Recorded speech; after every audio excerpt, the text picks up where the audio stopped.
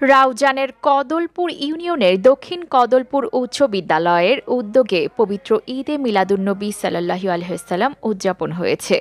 ৩ October বৃহস্পতিবার সকালে স্কুলের অডিটোরিয়ামে অনুষ্ঠিত মিলাদ ও দোয়া মাহফিলে প্রধান অতিথি ছিলেন স্কুলের সাবেক প্রধান শিক্ষক ও স্কুল প্রতিষ্ঠাতা বাবু সত্যপদ বড়ুয়া।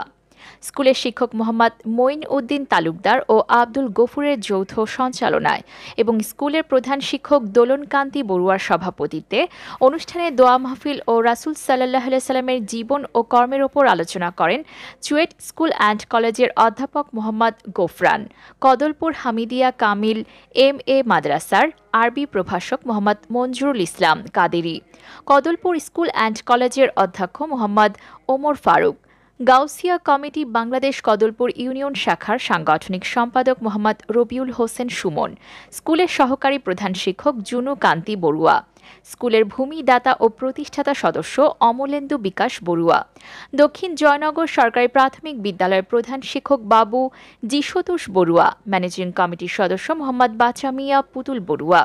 শিক্ষকদের মধ্যে উপস্থিত ছিলেন মাওলানা মোহাম্মদ কামাল উদ্দিন, আব্দুর রহিম হাওলাদার, আব্দুল্লাহ আল মামুন, আইভি বড়ুয়া, শ্যামলী মুৎসুদ্দি, লাভলি বড়ুয়া, তৃষ্ণা বড়ুয়া, শারমিন আক্তার, অমল বড়ুয়া, মমতা, পিন্টু, অসীম, লিপ্টন ও অভিভাবক সদস্য মিনু আক্তার।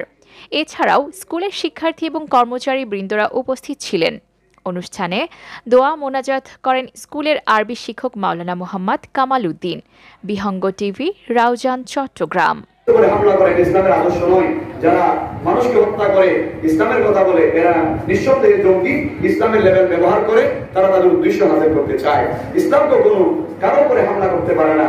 ইসলামের ইতিহাসে আপনি ঘাটেন, আল্লাহ নবী সাল্লাল্লাহু আলাইহি ওয়াসাল্লাম কখনো তরবারি দিয়ে যুদ্ধ করে মানুষকে হত্যা করে মানুষের লাশ ফেলে জিদ প্রচার করেন নাই। আল্লাহ নবী ইসলামের বাণী নিয়ে তায়েফের ময়দানে গিয়েছিলেন। তায়েফ এখনো সাক্ষী, যেখানে আল্লাহ নবী শিশুকালে লালিত পালিত হয়েছিলেন, বড় হয়েছিলেন।